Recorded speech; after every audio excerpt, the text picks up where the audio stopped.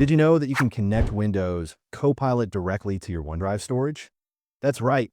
Once it's linked, Copilot can access your cloud files to help you search, summarize, or organize your documents instantly. Let's see how you can set this up in just a few clicks. First, open Windows Copilot.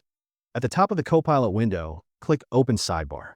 Now, scroll down and select Account at the very bottom of the list. Next, go to Settings. Inside the Settings panel, look for Connectors and click on it. Here, you'll see the OneDrive integration option. Simply toggle it on to enable the connection between Copilot and your OneDrive account. That's it. Copilot is now officially connected to your cloud storage. From now on, you'll be able to ask Copilot to find, summarize, or even open your OneDrive files without leaving Windows. If you found this helpful, give the video a like and subscribe for more quick Copilot tips.